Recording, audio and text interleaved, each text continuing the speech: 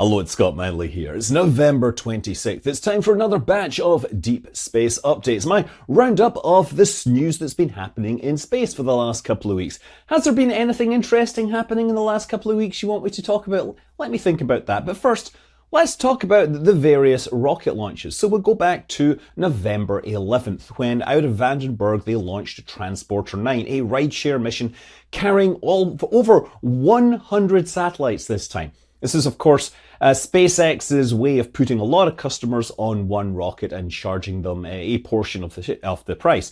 Now, I actually really wanted to fly down for this because it would not only be a launch, but it would be a return to launch site. And wouldn't you know, they changed the date and yeah, all the planes were booked. But whatever, it was a pretty cool launch. We had a lot of payloads on there. The biggest set of payloads was from Planet Labs, who launched 36 Dove satellites, as well as the Pelican 1 tech demo. That's their next generation larger satellites that's going to have better resolution. It's going to perform hyperspectral imagery and other stuff. There were synthetic aperture satellites for ICEYE and Umbra, the Spire, and Impulse Space put their Mira space tug on there. Now, you might have heard of Impulse Space. They are Tom Miller's company. He's the guy, of course, that was the guy that designed the Merlin engine. One of the big, tech people at SpaceX for a long time. He left, set up his own company, and they put their first launch on this, and it's flown successfully so far. Now, they have bigger plans right now, but right now they're demonstrating on-orbit maneuvering. They are carrying one payload at least for a customer called TrustPoint. They're doing GPS integrity using clocks on orbit. Also, another interesting company flying a payload is Foxconn, who you might have heard of them. They're a Taiwanese electronics manufacturer best known for building consumer goods like iPhones. Well, so they're flying a couple of satellites known as Pearl 1H and 1C. That's apparently moving towards operating cellular devices from orbit. Okay, moving onwards, right? To the East Coast, we go to Falcon 9 launching a pair of SES's O3B M-Power satellites. Satellites number 5 and 6, I believe that's the final from this contract. These are mid-altitude communication satellites about 8,000 kilometers up. 16th of November, out of China, there was a Long March 2C carrying a satellite called Haiyang 3A out of Jichuan into sun-synchronous orbit. So Haiyang 3A is part of a series of oceanography satellites. Previously, they've used optical and other wavelengths. This is a synthetic aperture radar satellite, which is, again, going to be used for ocean study. 18th of November, Falcon 9 carrying another batch of Starlink satellites into Group 6, 23 Starlink V2 minis out of Florida. And 8 hours later, one time zone further west in Boca Chica, Texas, we had Starship and Super Heavy in Integrated Flight Test 2, the main event, the big bada boom. Yes, this was trying to go for orbit, and boy, was everybody watching this and having lots to say about it, and I have a lot to say about it. We will do this perhaps later, but suffice to say, this now holds many records as the heaviest rocket to reach space, the heaviest payload of any sort to reach space, being over 1,000 tons when it crossed the Karman line. The first stage booster did not return to land. The second stage did not make it to orbit, but overall, they got a lot further than they had previously done. Also, around the same time, there was a submarine missile launch test by a French submarine in the Bay of Biscayne, which lit up Europe. Lots of people saw it, but it was not in any way linked to Starship, and it certainly didn't shoot it down. 20th of November, Falcon 9 out of Vandenberg carrying 22 Starlink V2 minis into Group 7. 21st of November, we had Cholima 1 out of North Korea. Yeah, North Korea finally getting a successful launch for their new launch vehicle, carrying a satellite called Malinyong, which went into sun-synchronous orbit. So yes, this was the third attempt to launch this rocket, which appears to be based on the Hwasong 17 ICBM. This uses like first stage engines, which are apparently closely related to the RD-250, which was originally developed in the Soviet Union in Ukraine, and somehow, has made it into North Korea. Hardware was probably bought and reverse engineered, or somebody was paid a lot of money. Anyway, yeah. Interestingly for this, the first stage after separation exploded. It was captured on various meteorite cameras. And this is possibly intentional because previous launches, they've been able to recover the first stage hardware and look at it. Obviously, this makes that job a little harder. So anyway, the other two stages obviously worked successfully. The satellite has been seen in orbit, and North Korea has lots of celebrations to commemorate this. They claim that they've been able to image Guam, but as of right now, there is no amateur radio hobbyist who has detected a signal from it. Although, to be clear, the ones that I've seen talking about it aren't living near Korea, so it might be only talks when it's over there. Anyway, yeah. Moving onwards, 22nd of November, Falcon 9 carrying another 23 Starlink spacecraft into Group 6. And this was out of Slick 40 in Cape Canaveral. And for those keeping count, by the way, that's the 88th launch by SpaceX this year. They could well reach 100 launches, which is their goal. Also, since it's Slick 40, you can now see that there's a new crew access arm there. They added this so that they could perform crew launches from Slick 40 just in case 39 is messed up, say because somebody tries to land a super heavy booster there and it doesn't work. 23rd of November, Long March 2D out of Xichang carrying 3 spacecraft called Huliang Jishuxian, that's A, B, and C. These are communication satellites believed to be test satellites for China's mega constellation Guowang, which, if the plans for that pan out, it could have 13,000 satellites, but as of right now, there's just a handful of test satellites going up. And on the 25th of November, we had Soyuz launching from Plesetsk, carrying a reconnaissance satellite called BARS-M number 5 into sun-synchronous orbit. So this is an electro-optical imaging satellite with 1 meter resolution. BARS-M is basically the successor that is replacing the older Yantar series of satellites. So yes, back to IFT-1 Starship. Yeah, I did a very long video about that hours after the launch. Obviously, we have a lot of questions, but yes, spacecraft launched off the pad successfully, and the imagery we've seen makes it look like the pad is in good condition, and we may see launches, or we may see test fires from it as soon as December. As the rocket lifted up off the pad, it was visible that all the engines were working. We did see a number of tiles dropping off the side as it ascended. It's made it through max Q, and then we got to the hot staging. The hot staging was, of course, the big untested part of this flight. Now, to be clear, other countries, other projects have performed hot staging in the past, but they have never attempted to reuse the booster afterwards. That's what makes a difference here.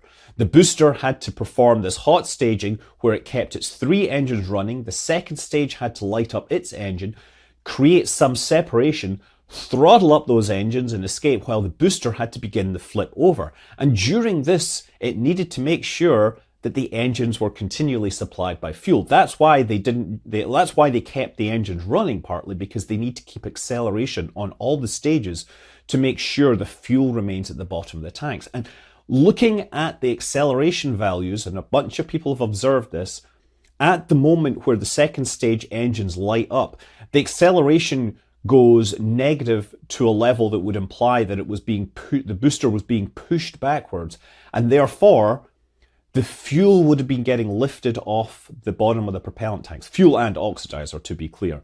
So I think that was possibly instrumental in why, when it began to relight its engines as it flipped, some of the engines didn't come on, and then they began to shut off, and there were visible energetic events which led to streams of gas, and finally the entire booster giving up. Now, according to SpaceX, this was an organic, natural explosion. It wasn't triggered by the flight termination system, even although it did appear to begin in the middle of the rocket, a long way from those engines. And people have been saying, if it began in the middle of the rocket, it couldn't be related to those engines. And I'm going to disagree, because we saw this on the Starship test in the fog, that it was supposedly a problem began in the engine section and propagated up the fuel downcomer. And you could see in the wreckage that the fuel header tank had actually been split in two by a fairly energetic explosion, one would presume. So yeah, I think that the fuel sloshing around, if you think about it, if you have negative acceleration for, say, 1 second, and the fuel is going to lift up, perhaps a few feet. Now, when the acceleration kicks back in, you're dropping hundreds of tons of propellant onto the bottom of that tank, and that is going to put some serious forces on it. And I'm sure that is involved in what went wrong here. I think that SpaceX can fix their hot staging, possibly just by adjusting the sequencing of this, or they may have some other stuff. I think even if you put like header tanks in there to hold fuel over the lines, you would still have the issue of the fuel, potentially the propellant lifting off the bottom and then slamming back down. So I think they're going to either have to soften up on the second stage ignition or keep more thrust on the first stage. Either way, we'll see when they get around to that flight. So anyway, second stage, it continues onwards. Glorious, heading out over the Gulf of Mexico, picking up speed. And about a minute or so before it was supposed to terminate, we see a flash of puff of gas.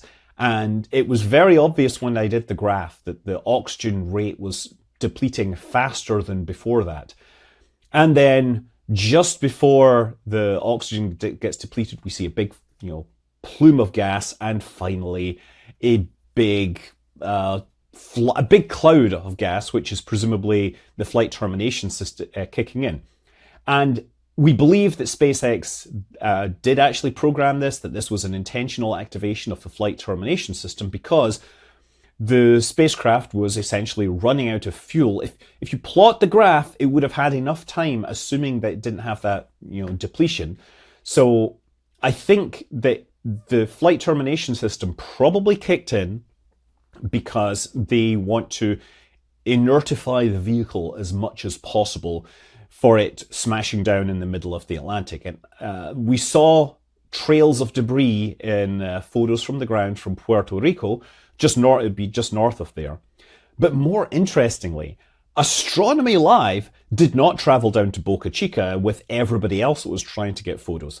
He decided to go down into the Florida Keys, and he found a little hole where he could see through the clouds, used information from Flight Club, and tried to figure out where the spacecraft would be passing over. Now, the initial prediction wasn't correct, but it was close enough that when the flight termination system kicked in and there was this big cloud of gas, they were able to track onto the target and zoom in with his big telescope, and he was able to see the debris from Starship spinning and tumbling through space. And it's very obvious that the flight termination system tore apart the oxygen and the methane tank and left the nose. And this is actually not unexpected. If you are trying to reduce the mass of the rocket or break it up, then you're going to be working around the propellant tanks, and those will disintegrate, but they won't have enough energy to take the nose out.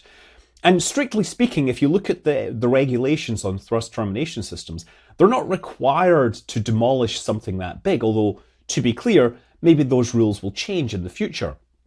They just have to make sure that something large isn't going to remain stable and go out of its corridor and land in the wrong place. So this thing was tumbling. It was very visibly trailing gas, which is presumably oxygen coming out of the header tank. And I presume that it began to break up. I think the things that were most likely to reach the surface intact would have been the fins, because first of all, they have all the shielding on them. They're very relatively low mass, high surface area, so they would get torn off, and that would be the things that most likely to reach the surface. Whereas I think the nose probably broke up. As it would tumble, it would turn the wrong way, and aerodynamic forces would tear the thing apart. Yeah, so we are expecting to see perhaps some testing potentially before the end of the year, and we will see and there'll have to be a mishap report because it didn't do everything that it expected. But again, I'm going to say that this was A failure in the sense that they didn't do everything that they wanted, but a success in that they did way more than they expected. And this is what you do.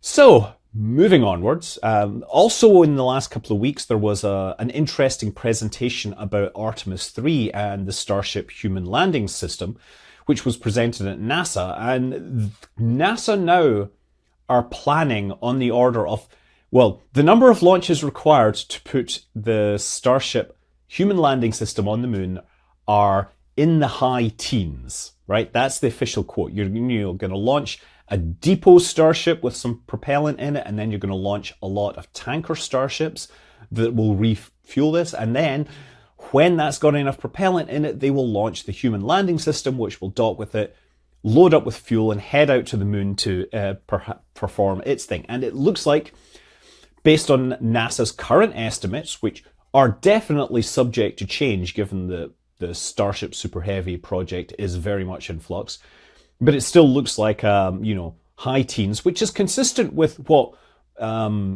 Blue Origin was saying, that it was probably going to be about 16 flights. And it's not unrealistic, but remember, it's 16 completely reusable flights. So there is that side of things. Anyway, moving onwards. If you remember last year, 2022, the big new feature in the iPhone 14 was satellite communications. Well, soon after, Qualcomm and Iridium announced a partnership where they would integrate satellite communications into Snapdragon chips so that any handset maker could make their own satellite-enabled mobile phone. And it appears that nobody has actually wanted to do that in the last year, and the partnership is being dissolved in a few weeks. Apparently, the handset developers weren't interested in paying the premium because they couldn't see it giving them any advantage in the market. They are in the Android market. It's very cost sensitive. So it's totally understandable. But that doesn't mean that we're not going to see any other handsets with satellite hardware. There's other possible solutions. And of course, there's a lot of companies wanting to offer direct-to-device from satellite using 5G, and that will benefit everyone. Ursa Major, if you remember, they have been building cool rocket engines, potentially for small sat launchers. Well, they're making a sidestep into making solid rocket motors. So, they've, of course, been focusing on the fabrication and stuff of their propulsion systems. Well, they think there's room to manufacture solid motor casings with 3D printing and, economize on their propellant casting for things like small rocket motors, things like Javelin missiles, which have been in demand recently. So, they've made a sidestep into this. They claim they already have a government customer who's going to be buying from them. And this is a market that's just appeared in the last year. There's actually two other companies doing this. There's Exbo, which has Lockheed Martin as an investor, and Adrano, I think, which has been recently acquired by Anduril. Now, over in Europe, Arianespace has begun testing a 1/6 scale prototype of Suzy. That's the smart upper stage for innovating exploration. This takes a lot of cues from Starship. It travels down through the atmosphere, controls itself using aerodynamics, and then as it comes in towards the landing site, it flips on its back and lands on rockets. This is a concept which, honestly, a lot of people didn't expect to go anywhere, but they've built a prototype. It's jet engine propelled. They're currently testing it on the ground, and they're going to test it in the sky. The main point of this is going to be to test navigation and inertial guidance and all that other stuff.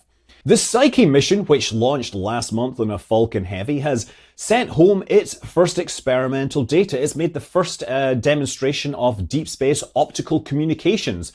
This is where they're going to try sending data from the spacecraft via laser. So they sent a laser signal up from JPL's Table Mountain facility. It was received on the satellite and then retransmitted back to Earth, where it was picked up at the Palomar Observatory.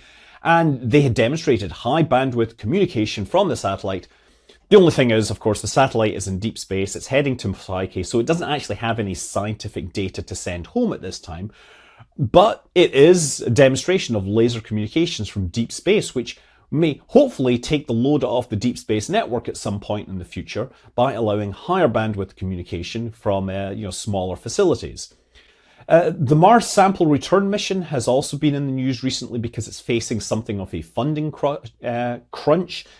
NASA administrator Bill Nelson, he actually sent a letter saying we got to sort of slow down in the development of this because the money simply isn't there in the budget. NASA, of course, has money which is allocated by Congress to various projects, one of which is SLS, and they can't take SLS money and give it to Mars sample return. And of course, with the recent deals in Congress, NASA is seeing its funding cut, so it looks like Mars sample return probably isn't getting the money that it needs, and that very likely means that it could slip past the end of the decade.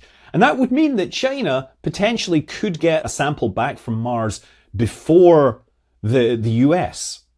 Now, there's an altogether less ambitious mission to Mars in the form of Escapade, a pair of small cube satellites that are going to check the Martian atmosphere. It was going to go on the Psyche mission on Falcon Heavy, but then it was delayed.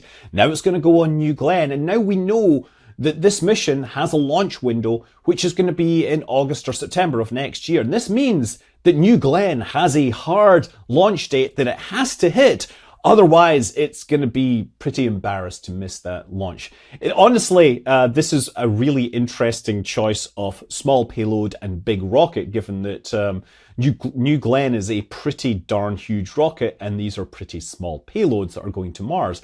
This is a $20 million small-sat contract, which is really not going to cover the price of development by any means. And also, it is an incredibly ambitious program to decide that your first launch is going to be an interplanetary launch. But hey, New Glenn, you better get your act together. I hear that they may actually have testing hardware at the Cape by the end of the year. Maybe, but it's Blue Origin.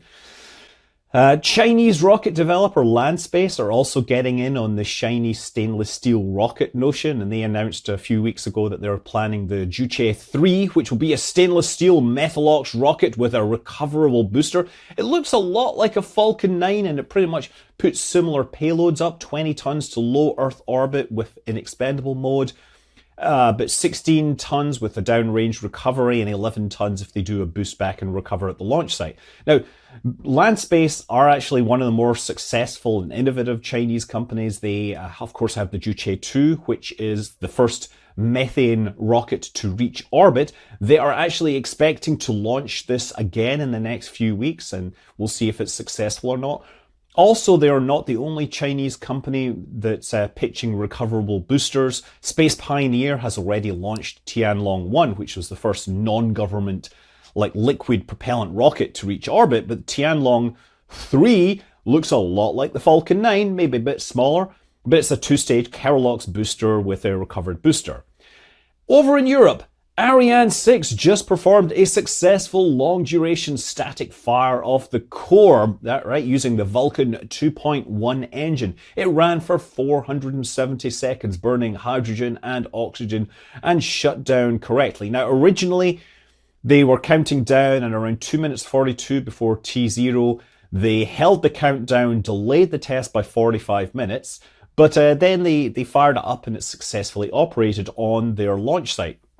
So they actually did it from their launch hardware, as I understand it. It didn't have the deluge system activated, incidentally, because of course you can't run a deluge system for 5 minutes, but they don't need it because that's really more about protecting the pad from the solid rocket motors than the core, which is the high efficiency system. So they've tested the core, now they need to test the second stage. That is scheduled from December, and maybe finally Europe can get back in the rocket game with Ariane 6. So yeah, that's the news. In the next few days, we're expecting to see Blue Origin's new Shepard return to flight, so look out for that. I'm Scott Manley. Fly safe.